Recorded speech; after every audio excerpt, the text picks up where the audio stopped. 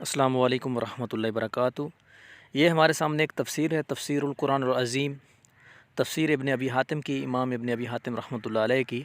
اس میں دیکھتے ہیں جی، تو اس میں وہ روایت موجود ہے جس کو مرزا انجینئر نے کہا کہ جناب اللہ یہ قصہ کہانی ہے، انشاءاللہ مرزا انجینئر کی وائس بھی لگے گی۔ تو اس میں یہ وہی روایت موجود ہے تفسیر ابن ابی حاتم میں، اور یہ درجہ حسن کی روایت ہے۔ انشاءاللہ ہم دوسری کتب تفسیر سے بھی بتائیں گے یہ چیز اور دکھائیں گے انشاءاللہ۔ اس میں آپ یہ روایت دیکھ سکتے ہیں، بسند موجود ہے جی۔ یہ تو آپ کے سامنے دوسری تفسیر ہے، تفسیر ابن کثیر رحمۃ اللہ علیہ کی، امام ابن کثیر کی یعنی۔ تو انشاءاللہ اس میں ہم دیکھیں گے امام ابن کثیر رحمۃ اللہ علیہ نے اس کے دو طریق جمع کیے ہیں، اور اس کا جو دوسرا طریق ہے وہ درجہ حسن پر ہے، ٹھیک ہے، اس کا درجہ حسن ہے، یعنی وہ حسن درجہ کا ہے جی۔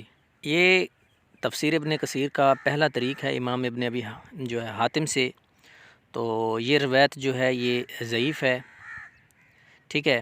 اس کا دوسرا طریق انشاءاللہ جب ہم لگائیں گے تو مرزا جو کہہ رہا تھا، مرزا انجینئر کہہ رہا تھا کہ یہ کس سے کہانی ہے، انشاءاللہ اس کا ناش ہو جائے گا، ٹھیک ہے۔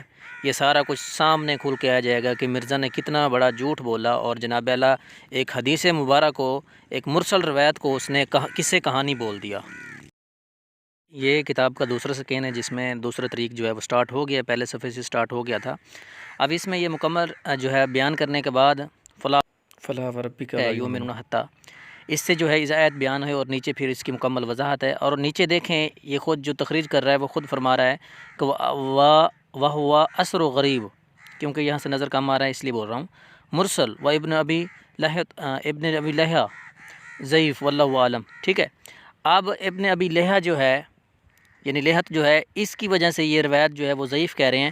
ہم انشاءاللہ آپ کو تلخیص الجبیر سے دکھائیں گے کہ اس کی روایت حسن درجہ کی ہے جی۔ آپ کے سامنے ہے تلخیص الجبیر، امام علامہ ابن حجر عسقلانی رحمۃ اللہ علیہ کی۔ اس میں وہ کیا فرماتے ہیں آپ دیکھیں آگے انشاءاللہ۔ آپ نے جیسا کہ دیکھا تلخیص الجبیر کو، امام ابن حجر عسقلانی رحمۃ اللہ علیہ جو ہے فرماتے ہیں، یہ 1978 کے تحت دیکھیں نشان لگا ہوا ہے، قولہ روی انہ رسول اللہ صلی اللہ علیہ وسلم قتالہ کفارہ، ابو نعیم فی معرفت من حدیث خزیمہ بن ثابت وفی ابن لہیہ لکنہ فی حدیث ابن وہب انہ فیکون حسنا، ٹھیک ہے۔ اب اس پہ غور کریں کہ امام حجر عسقلانی رحمۃ اللہ علیہ نقل فرماتے ہیں کہ ابن لاہیہ جب روایت کریں گے وہب سے، تو وہ کیا ہوگی، وہ روایت کیا ہوگی، درجہ حسن کی ہوگی۔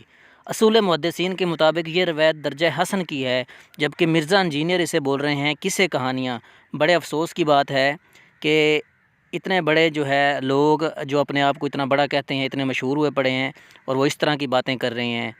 ہمارے علماء اہل سنت نے صحیح فرمایا کہ یہ ایک جاہل انسان ہے۔ تو آج اس سے واضح طور پر ثابت ہو گیا کہ اس نے ایک حسن درجہ کی روایت کو جو ہے جناب اعلیٰ قصہ کہانی بول دیا، واقعتاً یہ جاہل بندہ ہے۔